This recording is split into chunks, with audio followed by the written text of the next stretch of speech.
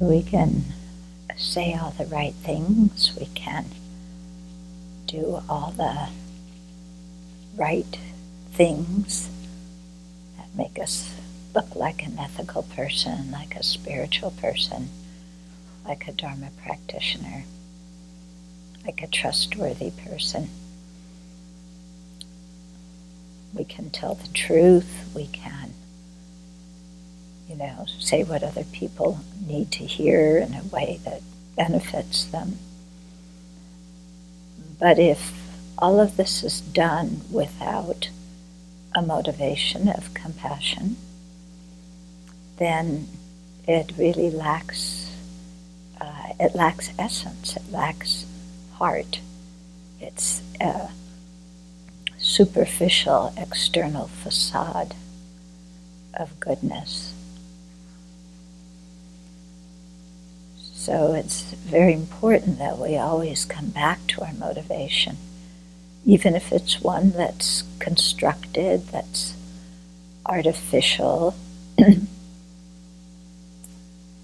But just the fact of generating it again and again shows that we are intent on actually cultivating it, that we aspire to have that very pure motivation of bodhicitta, and that we're training our mind in it.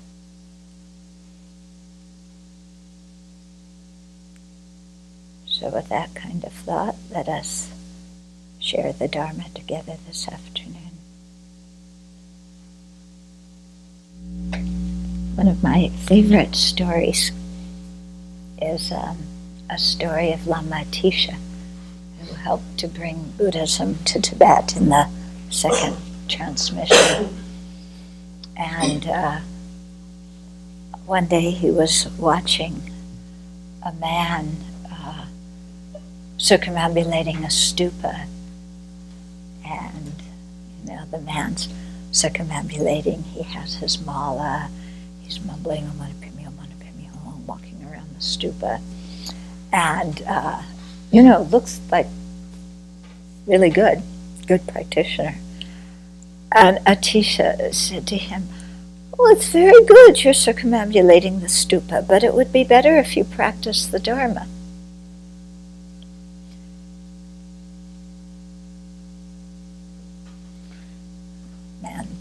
I thought I was practicing the Dharma, but, well, maybe I better do something else. So then he started prostrating.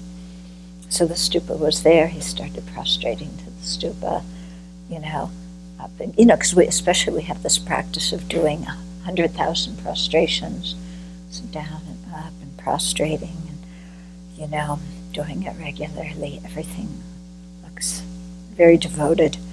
And again, Atisha comes by and said, "Oh, very good, you're prostrating to the stupa. It would be better if you practiced the Dharma."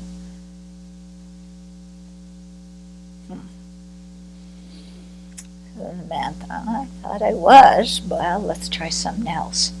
So he sat down and he took out a text, and he starts reading the text.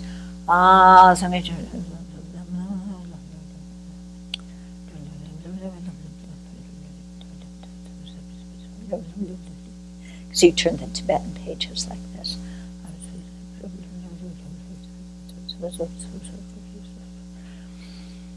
Okay, reciting the holy words. So Tisha comes by and said, "Oh, very nice that you're reciting text, but it would really be better if you practiced the Dharma." So the man, he's fed up now. He says, "What do you mean practice the Dharma? I thought I was." And the man said, "Practice the Dharma means transform your mind." So it's not how you look on the outside. It's what's going on in here. So we don't really know who's practicing the Dharma when we look at other people. Yeah? We really don't know. Because we don't know other people's minds. Yeah. We do know our own mind. And so we need to look inside our own mind and see, are we practicing the Dharma? What is our motivation for doing what we're doing? Do we really want to counteract our afflictions? Or do we want to feel like we're spiritual, but without really being spiritual? You getting what I mean? Yeah. It's kind of cool to look spiritual, isn't it? Yeah, kind of cool. And yeah, we know all about it. Oh yes, it's like that. Oh, excuse me. Yes, my dear. Yes, we should have love and compassion for all sentient beings, our precious mothers. Yeah, that's pretty easy. Yeah. Having love and compassion for all sentient beings, do you think that's easy? That's not easy. It's hard. Yeah. So very easy to kind of look like we're doing something holy. Yeah, not too difficult to pull the wool over the eyes of many people. But to really transform our mind takes a lot of effort. It's not easy. Yeah. So whether we're circumambulating or prostrating or reciting texts, the whole thing that's important is, what is our motivation? What is our state of mind? Yeah. Do we have a sincere aspiration, or are we kind of faking it? Now, having said that, yeah, you don't go to the extreme of, well, I don't really have a good motivation, so I just won't do anything at all. Yeah, my motivation's rotten, so I'm just going to give up on everything. That's not very smart. There is a certain aspect of fake it till you make it, in the sense that, for example, when you're doing the visualization of the Buddha, like you're doing every morning, so you visualize the Buddha. Part of your mind is going, yeah, really. And another part of your mind is kind of trying to feel like it's the Buddha. Yeah.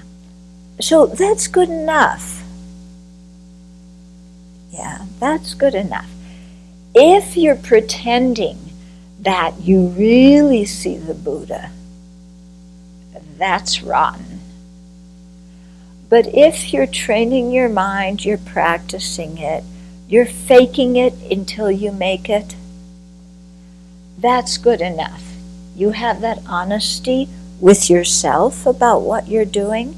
You're not pretending to yourself or to other people to be what you aren't. And you're recognizing, yeah, I'm trying. This is training. Nobody's expecting me to be perfect except myself. Yeah, and I should drop my own expectations. Okay?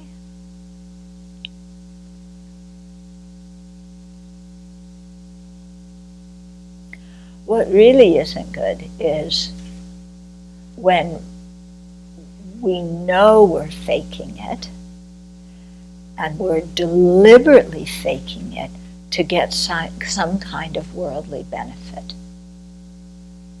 Yeah. So that's when things are really not good. So one of our root monastic precepts, the precept about lying, the situation was there was a famine in the place, and so the people didn't have much to give the monks in terms of alms. So they pretended to have magical powers, to be very highly realized, and so the people, out of regard for people with great realizations gave them food, even though it meant they didn't have it. When Buddha found out that these guys were basically faking it and lying to the public, then he said, that is a root precept. You're out. Yeah, if you lie about your spiritual attainments for worldly benefit, then that is really despicable, because people are looking to us with faith, and we have a worldly motivation that's manipulating them for our own benefit. So that kind of thing is really not good. Okay? But when we're trying our best and we're doing our best, we may not be perfect, but we're trying, our motivation is sincere, that's good enough. Okay? Are you clear about this? Yeah. So it's always an interesting thing to ask yourself, am I really practicing the Dharma? Yeah, I very seldom practice.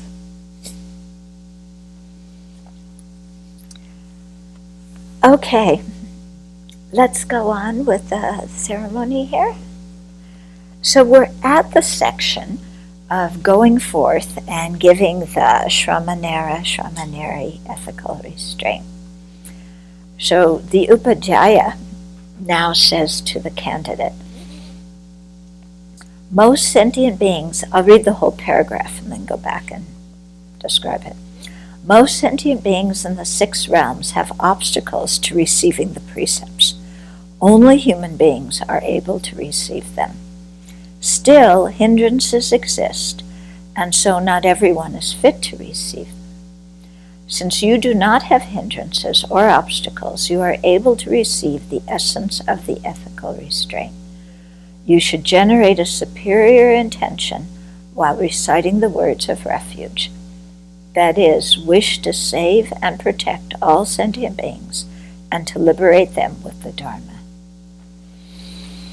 Okay? So most sentient beings in the 6 realms have obstacles to receiving the precepts. Yeah, it's true. I think the biggest obstacle for people receiving the precepts is they don't want to. They have no interest in it. Yeah.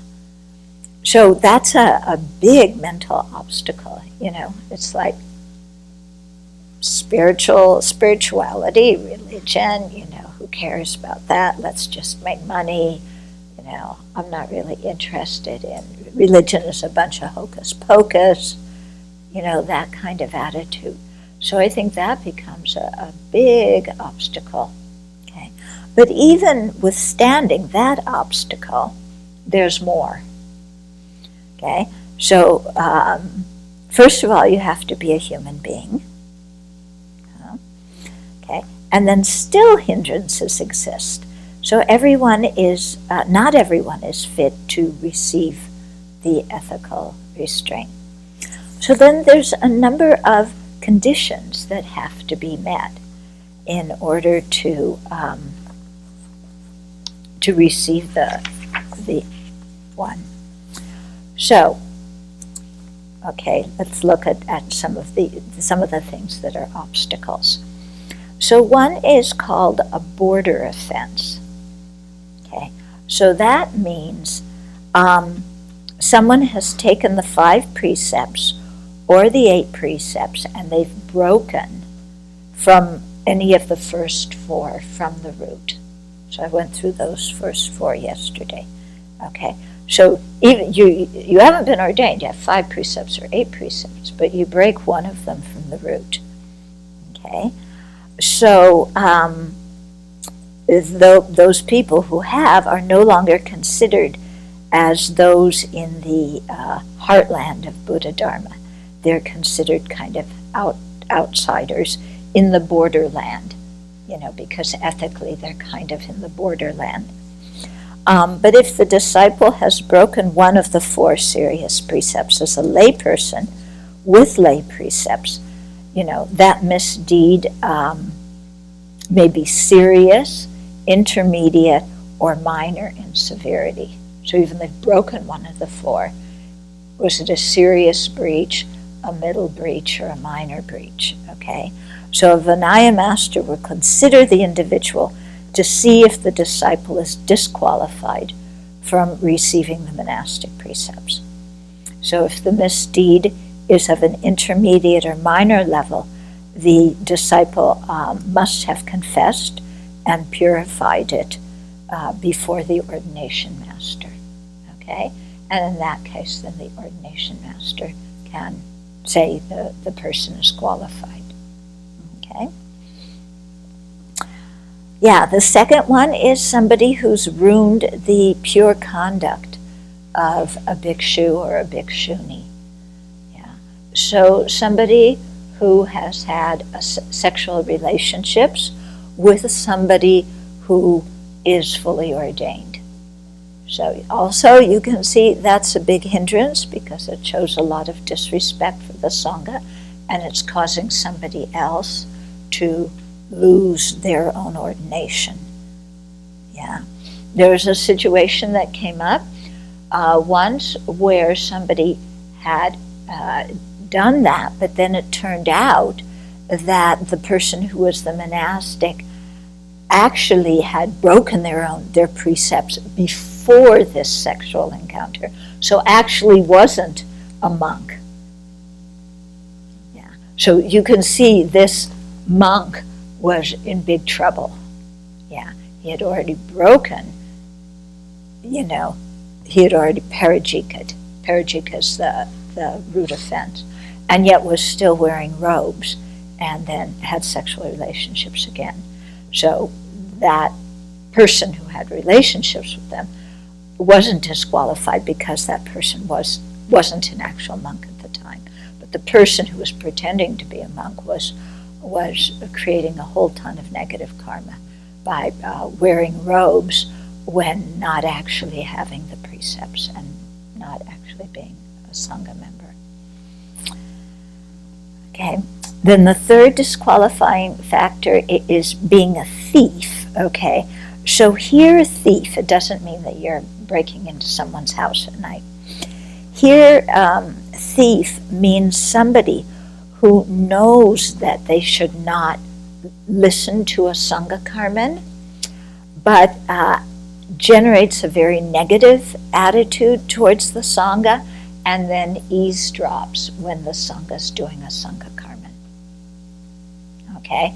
So they're a thief in that the sense that they're stealing something from the Sangha in terms of the Sangha's internal process. Okay? So so here thief indicates someone who, knowing that they should not do this, deliberately listens to a Sangha karman, generates a negative attitude towards the Sangha, and does not purify it.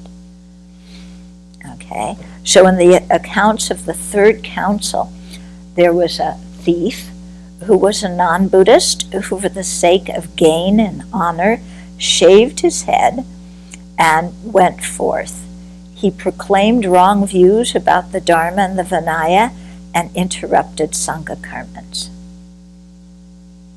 Okay, so somebody who wasn't really a Sangha member but was faking to be one, again, going to when the Sangha is having a transaction and disrupting it, generating a negative attitude, and so on. Okay, the Pali Vinaya indicates that it's someone who puts on robes without being ordained. So there's been cases of that in Times Square, people putting on robes and then begging, and in Singapore it's happened. So this is, if you do that, you're disqualified from ordaining. Okay? Or someone who claims to be a novice or fully ordained one to get the rights and privileges of one, for example, to be able to participate in a Sangha karman. Yeah, so maybe you're a novice, but you pretend to be fully ordained because you want to be able to vote on a decision of the Sangha. Yeah. So this kind of lying is what is meant by thief here. Okay. Then the next thing that disqualifies someone is someone who wavers between Buddhist and non-Buddhist paths. Okay, so sometimes they call it the inner path and the outer path. The inner path being the Buddhist path, the outer path being the non-Buddhist path. Okay, and so somebody, they go back and forth. They're a Buddhist, they're not a Buddhist, they're a Buddhist, they're not a Buddhist. Okay, so wavering between the inner and outer path means somebody who was first a follower of another religion and then comes to Buddhism and wants to ordain. Okay, after that, they return to their non-Buddhist path because they decide they prefer that. And then again, they come back to the Buddhist path. Okay, so that could be somebody wavering between outer and inner paths. The Pali Vinaya says that it's somebody who's, while is a bhikshu or a bhikshuni, takes on the dress and practices of another religion. Okay, so you're still a bhikshu or bhikshuni, then you adopt the practices of another religion and the dress and so on. Yeah. So then, basically what it is the person's mind is not clear about their spiritual path. So what it means is that they're not ready to be ordained. Yeah, it's very important to be really clear about what your spiritual tradition is before you ordain.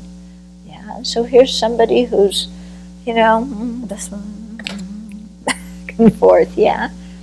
So when somebody is coming from being a serious practitioner in another tradition to Buddhism, they are on a probationary period for a while, so that the Sangha can really check them out to see if they're sincere in wanting to ordain.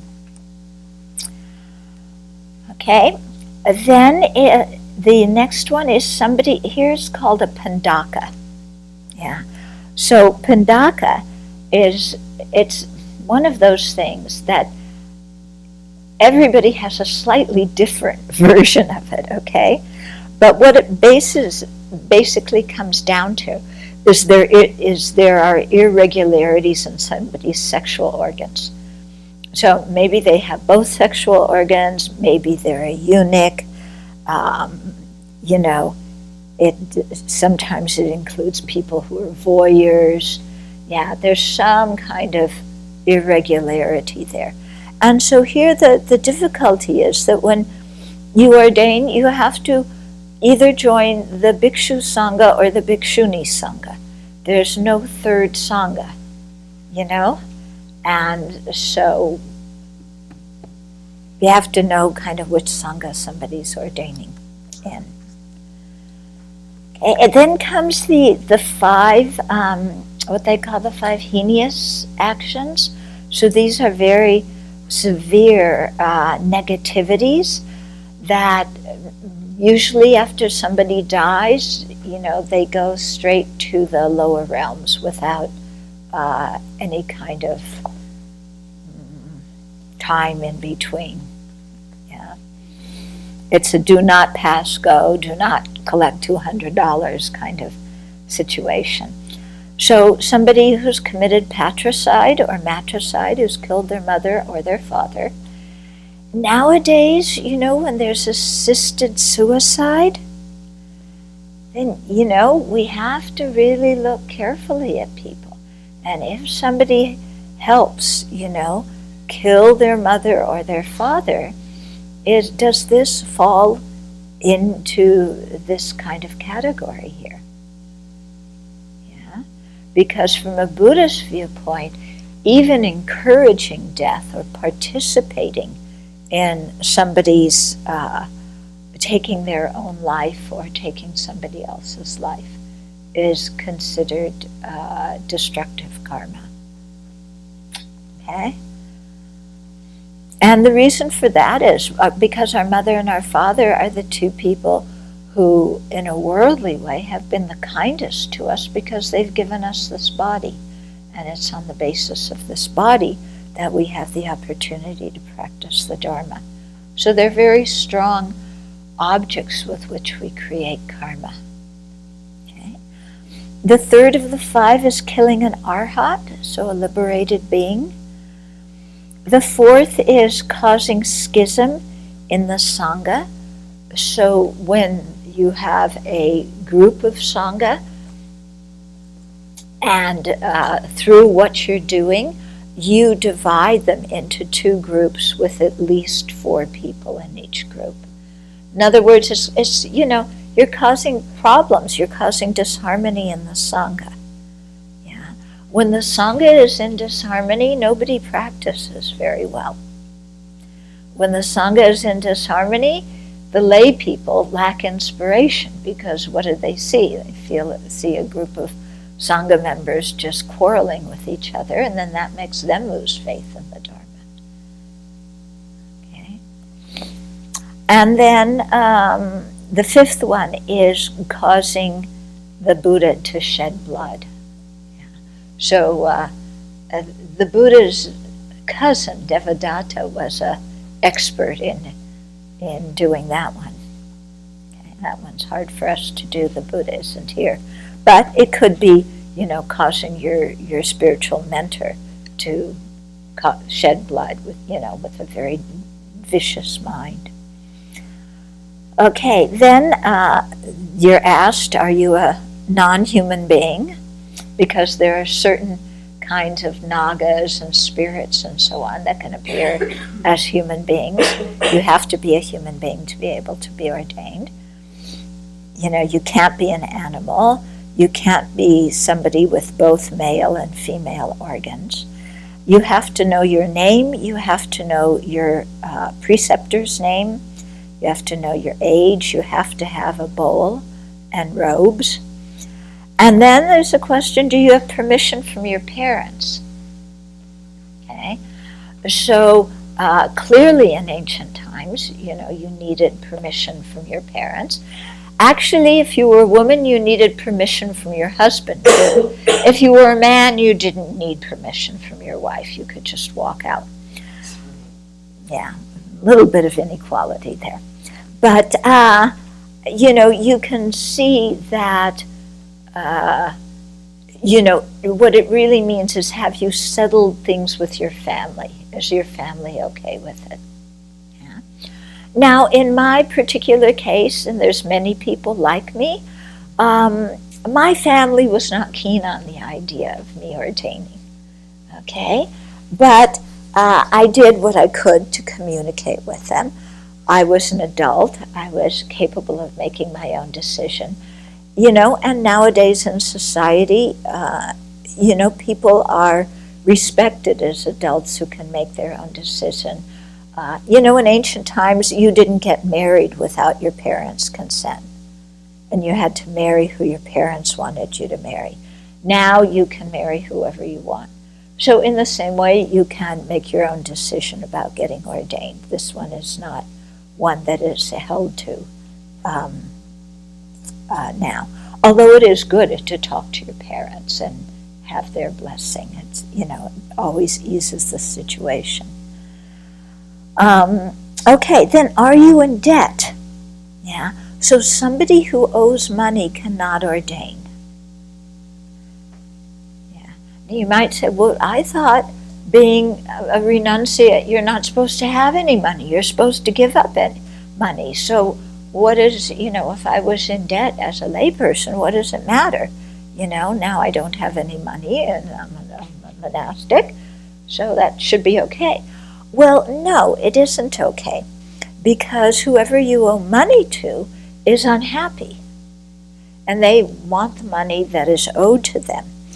At one monastery I know, one man ordained. He was in debt. I don't know if the teacher knew it at the time that he ordained him, And then the, what is it called? The collection agency came to the monastery. Now, what does that do for the reputation of the monastery in the town? Does that inspire faith in lay people? So that's why, somebody has to completely clear their debts and be totally free from owing any kind of money. Yeah. Then it asked, are you a servant or are you a high official of the country? What that means is, if you are an employee of somebody, if you're the official of the country, in a country, then people are counting on you to do a certain job. You can't just walk out on them. Yeah? You can't just say, ciao, it's Friday, ciao, I'm quitting because I'm ordaining tomorrow. People are expecting that you to fulfill your work commitments or whatever before ordaining. So again, this is something that people have to clear up before they ordain. Yeah. Otherwise, they're going to be at the monastery, their employer is going to be calling and saying, where are you? Or if they work for the government, still, whoever it is going to say, where are you? We're expecting your help.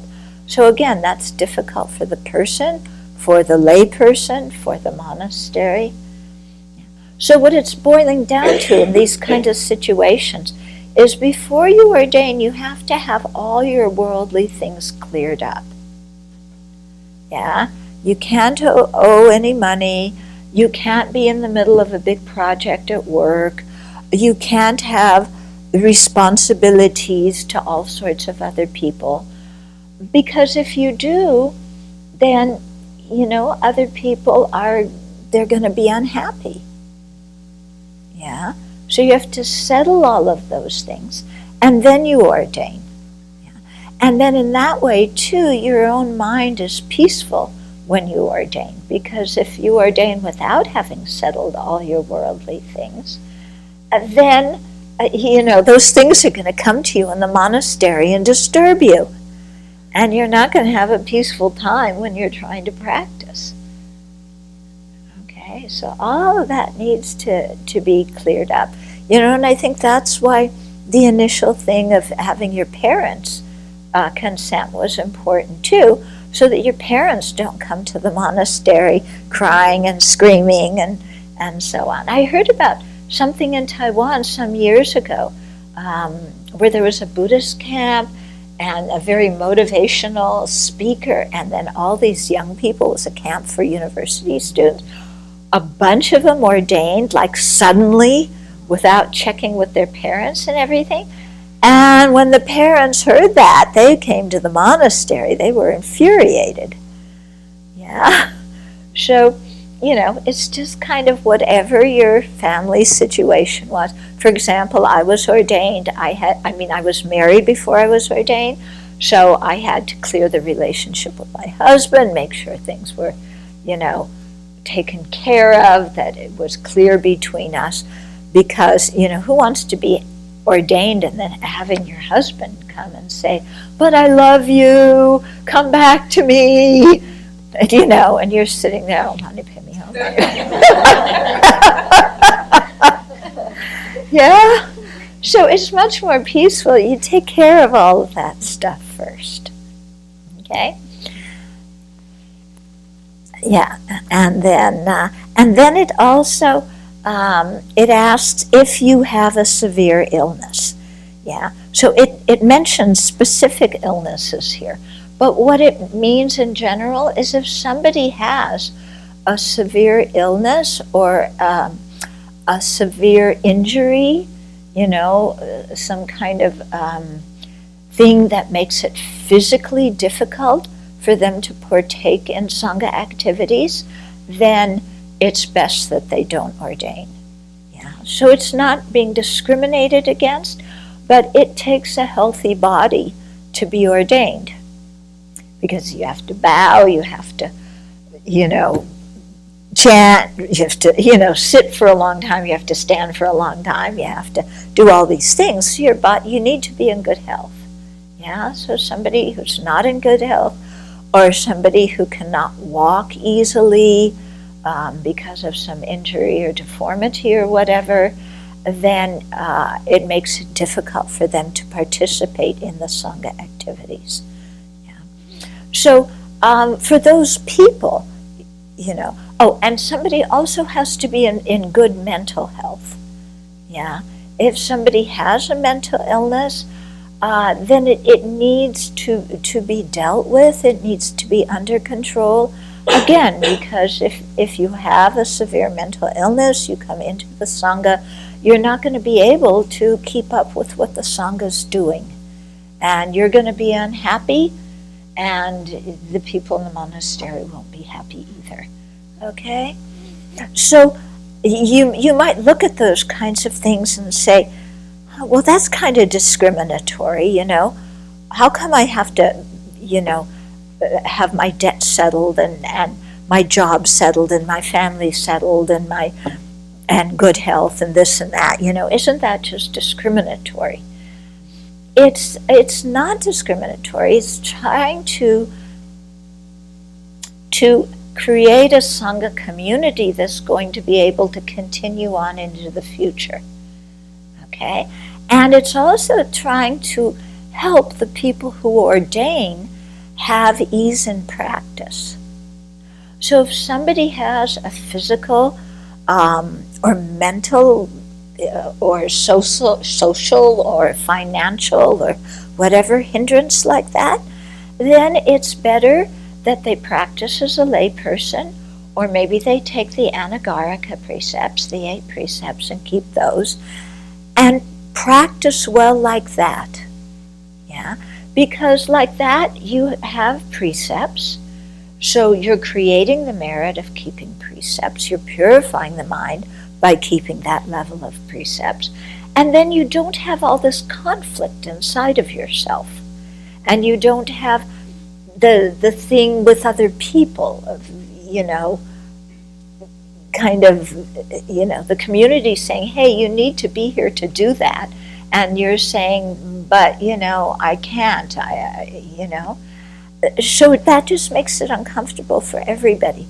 So best is, because Buddha talked about the fourfold assembly, and he really valued the fourfold assembly, okay, which are male and female lay practitioners with the 5 precepts, and then fully ordained men and women, monks and nuns, okay? So he said he really wanted a fourfold assembly. Yeah. So if conditions are not suitable for you to be a Sangha member in this life, then have the 5 lay precepts, practice them well. Buddha really wanted to have a fourfold assembly, so be part of the fourfold assembly. Yeah, because Dharma in the world doesn't work unless you have both ordained and lay practitioners. Yeah, both are needed. So practice well according to what fits your karmic situation in this particular life. And that's certainly much better than, either being a monastic and saying, oh, but I really want to be a lay person, I really want to have a family, I really want to have sex, and being unhappy as a monastic because you have too many precepts for your peace of mind. Or being a lay person and saying, oh, but I can't be a monastic because of this and this, oh, I can't be. So you see, either way it is, somebody's wasting their time by just saying, oh, I want to be the other one, but I can't be. So whatever our situation is, accept that that's what it is. And then just be happy to practice in the way that fits your own karmic situation in that lifetime. Yeah? It's not a thing of, oh, well, the monastics are better, and I want to be the best, and I want to be the highest, and they won't let me. It's not that. It's like, what is the situation that fits my karmic, what is the level of ordination that fits my karmic situation in this lifetime? And it's much better, for people who aren't sure what they want to do, don't ordain yet. Why be an unhappy monastic when you can be a happy layperson? Be a happy lay practitioner. And then later, if things work out, you can ordain. Yeah. But don't, push yourself into something that doesn't really fit. Okay. Okay, so those are the kinds of things. Now, the thing about money has come up a little bit, so I think I should talk about that and what the situation is at present in the Tibetan tradition for Westerners. So in general, it's a general statement,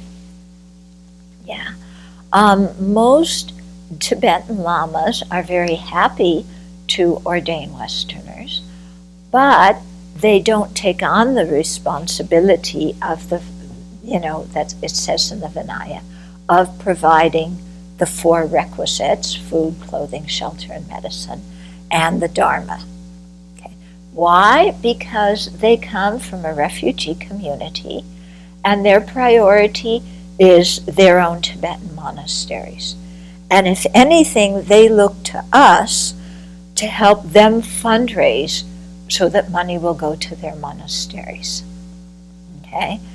So they do not have the idea of supporting us, and in fact they think if you live in the West you must have a lot of money.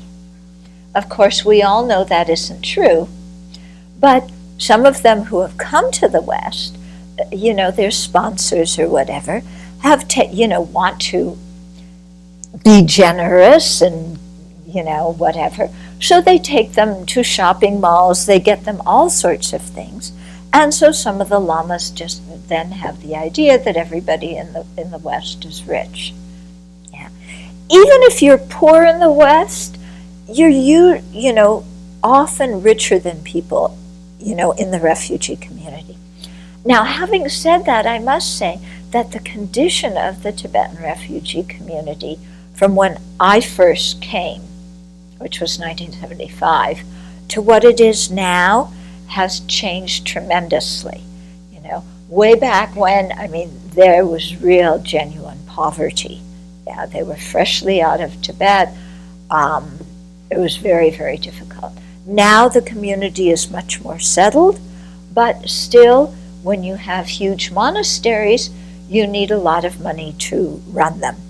And it's usually the responsibility of the abbot to raise the money, and there's a lot of social pressure if you are a lama, to go out and teach, and then the money your disciples give you then goes to the monastery.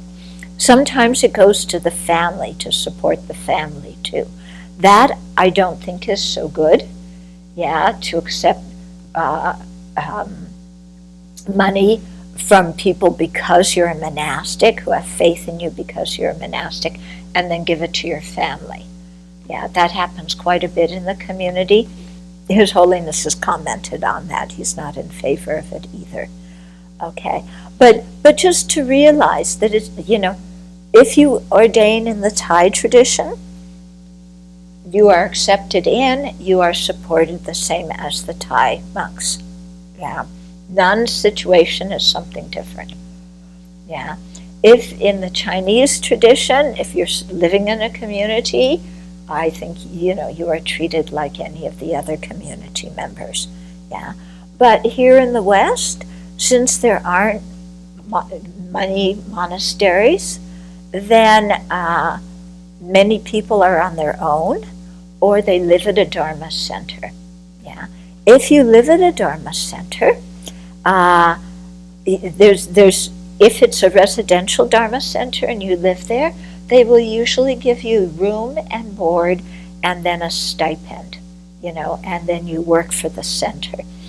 if you live if it's a city Dharma center that you're affiliated with, you may live in the building, but the city center itself may be small, so you may have your own apartment somewhere else, in which case you have to go out and get a job and work and support yourself, wearing lay clothes, doing whatever, and then you put on your robes and you go to the city Dharma center to receive teachings and so on. It seems in the West that Westerners are quite happy to support Tibetan teachers and Tibetan monks. They are usually not so happy to support Western monks and nuns. Okay? So this is the reality of the situation. I do not agree with it, but what I agree with and don't agree with doesn't influence reality at all. Okay? But I just think it's important for people to know what the usual situation is. Because otherwise some people go, they get ordained, and then like I said at the beginning, then what do I do the day after I'm ordained? Where do I go to live? Yeah? I gave all my money away before I ordained, or most of the money. I don't have very much. How do I live now? Where do I live? How do I get food? Okay, so these are very practical concerns that it's important to look at, before you ordain. Yeah, like I said, your motivation is the most important thing, but you also have to be practical. You also have to know what the precepts are and what you can and can't do. One of my friends was teaching the pre-ordination course at Tushita one year, and one man came, and he didn't know, because the Tibetans, you want to ordain? Sure, welcome. There's no screening. There's no preparation, by and large. So this man came. He was going to be ordained by His Holiness. He's at the course that my friend is leading, and he doesn't know that he's about to take a celibacy precept. And he thought that after he ordained, he would go back and live with his wife and his family. It seems like, how can somebody be ready to ordain and not know this? But that was the situation. Yeah. So or people ordained and they don't realize no more intoxicants. Like zero. Yeah. No smoking. No recreational drugs. Yeah. Why not? Yeah. Okay. So, it's important to have some kind of background about what you're getting yourself into, which is why we have these EML courses. Okay. Here at the Abbey, the situation is different. Okay. People who ordain here receive the 4 requisites. Nobody has to pay. Oh, another alternative, I forgot to mention this, is there's some Western monastic communities where you can go and live, but you pay to live there. Okay. One of them, Nalanda Monastery in France, very good monastery. When I belonged to the sister monastery, connected with that many years ago. And at that time, everybody was very poor. We all had to pay to stay in the monastery, which was quite difficult.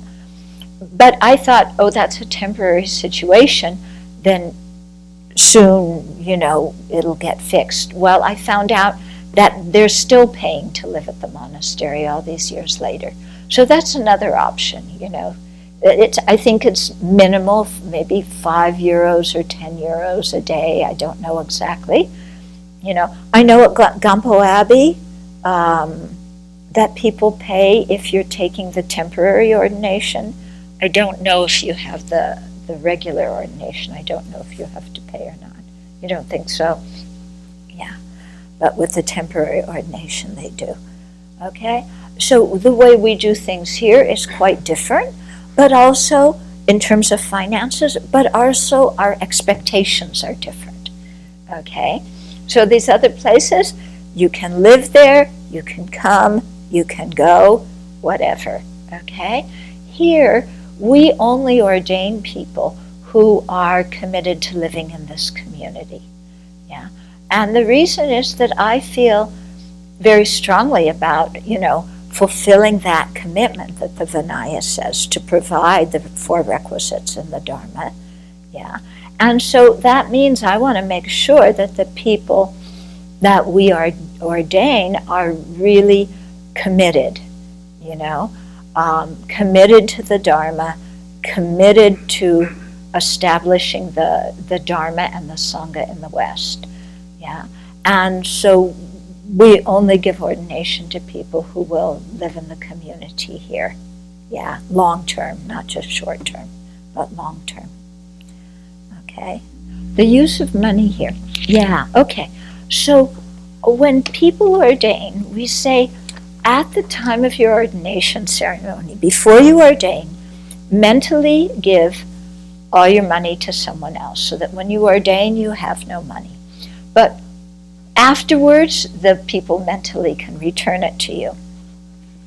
Yeah, but you can only use your money for certain specific things. You can't use it for just anything. So you can use it to make offerings. You can use it to buy Dharma books, Dharma materials. You can use it for travel to Dharma events. Yeah. If your family will not pay for you to come visit them and you want to visit them, you can do that. You get 2 weeks off every year. Yeah, but you cannot buy things for your own bedroom.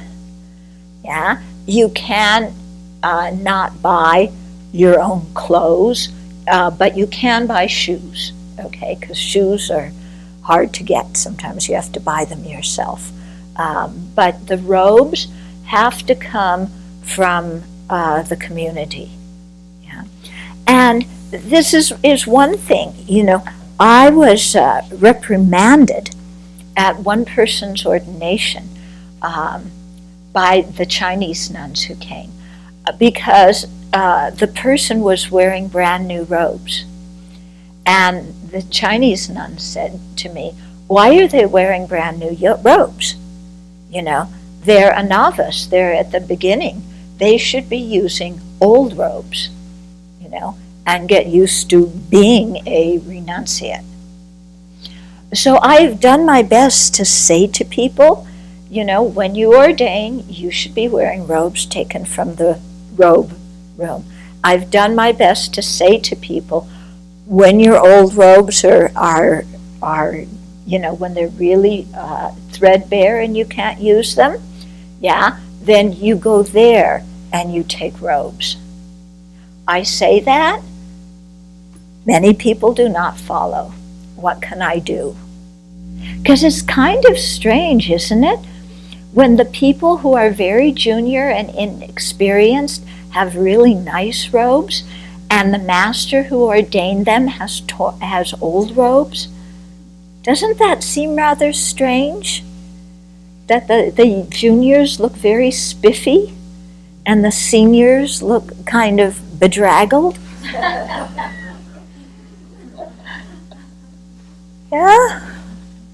Okay. Actually, why are our robes, they're made of many pieces. Nowadays we have to take a big piece of cloth and tear it into many pieces and then stitch it together. At ancient times, it was made of many pieces because it was very difficult to get cloth. So you found a bit here, you found a bit there, a bit here, and then you cobbled it all together to make a robe. Okay, all these old pieces. And so the Buddha had it designed like the rice fields, the patterns of the rice fields. Yeah, but it was all made of rag robe, discarded cloth. Yeah, so it's kind of funny nowadays, oh, I'm a renunciate. I want the brand new cloth. I'm going to go out and buy it. It'll get really nice cloth. I like that color. I like that texture, you know. Then, you know, I'm going to make myself a nice set of robes. It's brand new, sparkling. I look pretty spiffy. I'm a renunciate. What? Yeah. But even the people who are already ordained, when their robes wear out, you know, unless somebody offers you new robes, then you go to the closet. Okay. I finally changed my Shemda. I realized that when I changed it, it was 18 years old.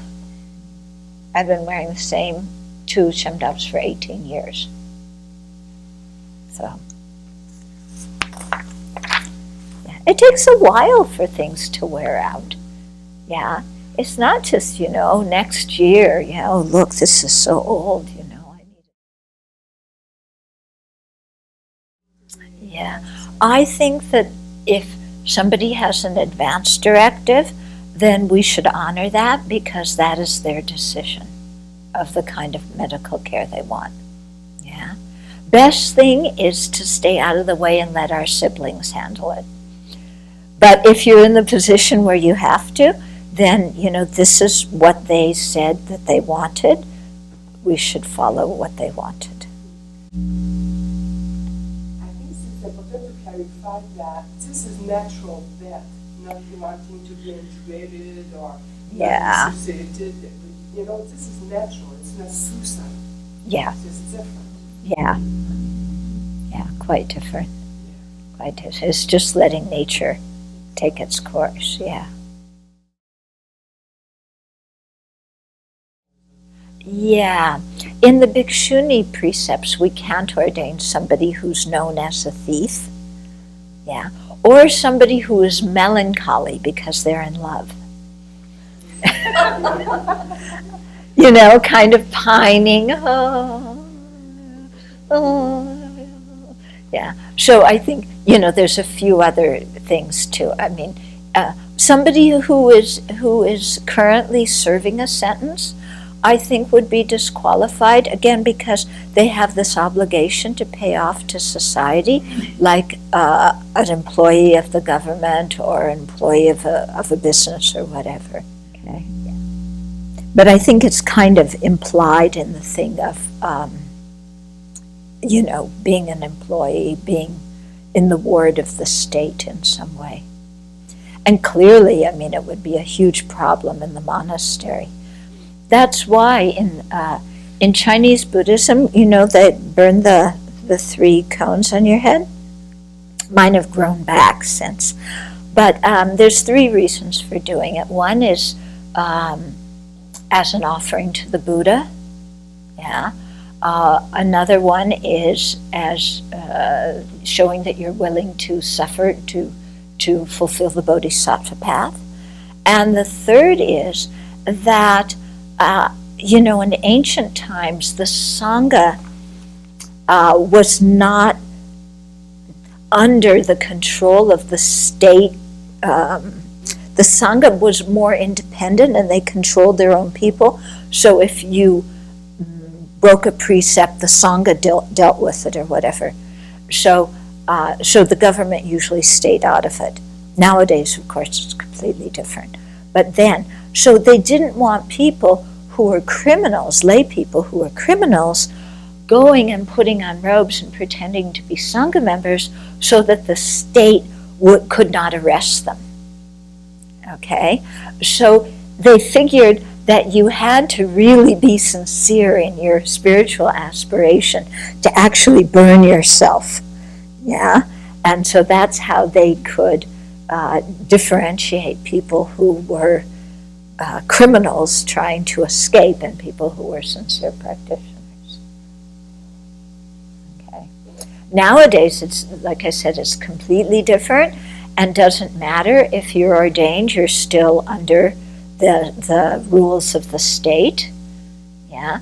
And so when we look at the situation, what's happened in Catholicism, trying to keep things hidden from the state because you don't want, you know, your own religion to be humiliated. or people to be disappointed, or you don't want your own spiritual practitioners imprisoned. Yeah, you can't do that. Yeah, you can't keep something from the state. If somebody, breaks the law of the country, then as monastics we have to give them to the government, and they have to have a trial and go through all of that. Yeah, we can't hide them. I heard of one situation where there was a monk who was, I've heard of so many different things, you can't believe it. Anyway, so he was in a Dharma center. The daughter of a couple came, and he kind of, was playing with her at the beach, and I don't know what happened, but somehow the parents got upset. So they sent him to India. Yeah, it was a Western monk. So they sent him to India so that nothing legally would happen here.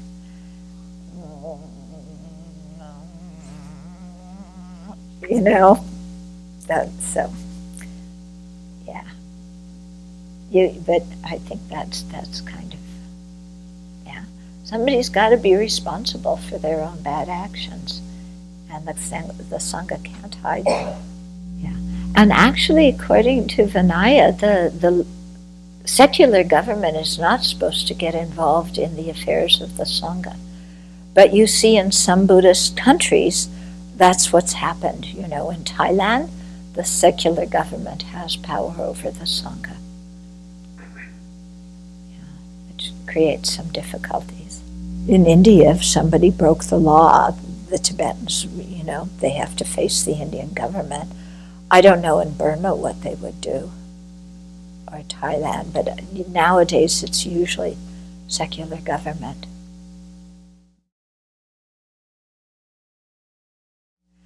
That is a very good question. Yeah, somebody who's trans. I know when I was in Italy recently, they had somebody who was trans who had gone through the surgery. So it was very clear which gender she was. I think somebody who hasn't had surgery, that would be difficult, because according to Vinaya, you have to have very clear distinguishing marks. Somebody who has had the surgery, like I said, I know of this one case, but I don't really know. Yeah, you can ask Venerable William when she comes. She probably doesn't know what a transgender person is. Some of these questions are difficult to ask our Asian teachers because they're like, what? They never heard of this kind of thing. That's in general. That's across the board. Although there are certain people who make exceptions. I know one monk who was in a wheelchair and he got ordained. I mean, a man who was in a wheelchair who got ordained. I don't know how he did the ceremony because he couldn't bow, he couldn't do all the other things. I don't know why the Lama agreed to do it, but I do know of that one situation. But then I also know that in 98, when there was the ordination in Bodh Gaya, there it was with the Chinese tradition, and there was one nun who wanted to become a bhikshuni, and she had a deformity with her leg and could not walk properly, and the master there did not ordain her. Yeah, he said it would be difficult for her to stay in the Sangha. She couldn't keep up with the activities. That would probably be for the ordaining Sangha to decide, if that person would be okay keeping up with what everybody else was doing, or if it would be a hindrance to them doing so. Yeah, there's a lot of these situations that depend on the individual master, the individual Sangha community. Okay, should we do the next paragraph? The precepts are the foundation of all virtues. They are the basis of the three vehicles. The precepts are a treasure in the Buddha Dharma that cannot be found in other paths. The precepts can protect and sustain the Dharma and enable the Dharma to remain for a long time. In addition, both the esteem and influence of the Sangha Karman and the great power of the Sangha community can uphold the excellent Dharma of the Dharma Dhatu and transmit it into your mind and body. You should listen attentively and one-pointedly and repeat after me. And then there's the thing that is actually said. Okay? So the precepts are the foundation of all virtues because, there's one verse that summarizes, we chant it every day, abandon all non-virtue, create all virtues, subdue your mind. This is the teaching of the Buddha. Okay? So the first thing, to abandon all non-virtue. So that's basically why we take precepts. The precepts are the practice of abandoning non-virtue. So that's the foundation of everything. Because before we can do virtuous actions, we have to stop. Before we can help people, we have to stop harming them. Put it that way. Okay, so the precepts are the foundation of all virtues. They're the basis of the three vehicles. Yeah, so all three vehicles, you take precepts at the beginning. And like I said, even with when you do the three vehicles in terms of the fundamental vehicle, the Mahayana vehicle, and the Vajrayana, then they all have their own sets of precepts. Okay. The precepts are a treasure in the Buddha Dharma that cannot be found in other paths. So other paths may have their own kind of ethical restraints that people keep, but not the same as. There's some overlap with what we do, but there's also difference. I remember when I lived in France, we became very good friends with some Carmelite nuns.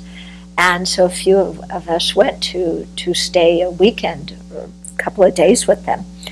And I remember the first evening there was a bug somewhere, and one of the Catholic sisters, went like this while I'm going, here, let me take it. So, there's a difference in the morality too. And then they drink. Yeah, and some of the Catholic monasteries earn their livelihood. It's not only fruitcake, it's, it's wine. Yeah. Okay. So the precepts aren't found in other paths. They can protect and sustain the Dharma and enable the Dharma to remain for a long time. Do you notice here again, it's talking about protecting and sustaining the Dharma for a long time. It's not saying the precepts will protect you and help you have a good rebirth. Yes, of course, the precepts protect us, and they help us from doing things that we have already determined that we don't want to do but might be tempted to do. But saying it like this is saying, you don't just see the precepts and don't just see your Dharma practice as something that benefits you alone. Yeah, there's a responsibility to continue the Dharma for future generations. And taking and keeping precepts protects and sustains the Dharma and enables the Dharma to remain for a long time. Okay? So it's not just about us. What's good for my Dharma practice? Where can I practice? Who can I study with? What language is it in so that it's more comfortable for me? It's calling us to see the bigger picture. Yeah? And to feel that we are part of something that we receive through the kindness of generations of people who practice, and that now we are helping to sustain for all those future generations of people that are going to come after us. Yeah.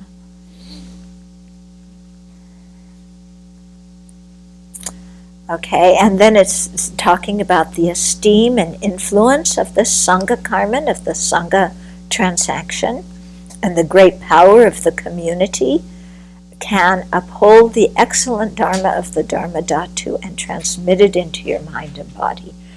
So what it's talking about is, you're having a right here that you have the Sangha community together. When the Sangha community is together, what happens is much bigger than what one individual can do. And that's why there's the requirement for a Sangha karman. Different Sangha karmans have different numbers of people, but at least 4 for the most common Sangha karmans. So there's something that happens when you have that critical mass, of 4 people.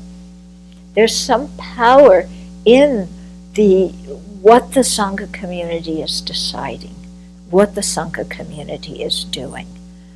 Okay? And you can see that very clearly. What would the difference be in your mind if 4 of the monastics here, or if all the monastics here, all had their own individual apartment in many different cities around Washington? Would it have the same impact on your mind, knowing that all the monastics were all living in their own apartments scattered around?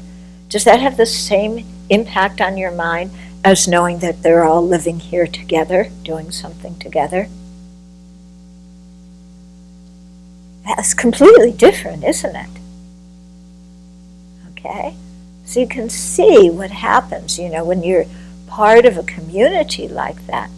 There's a certain power that comes from all these people coming together and doing the same virtuous activities that we can't do on our own. One person cannot do it. Okay, so the influence of the Sangha karma, the power of the Sangha community, and that enables the Dharma to be upheld in a way that as individuals we cannot make the Dharma be upheld. Yeah? So all the major Sangha activities have to have, a certain number, usually 4 fully ordained people who do the activities together. Yeah? And then that brings a certain energy that is quite powerful, that I think all of us have experienced, haven't we? Yeah. That we hear about and we went, oh yeah. But then you're in there when the Sangha's doing something together and you go, it's true. Yeah. And you realize that it's dependent on every single person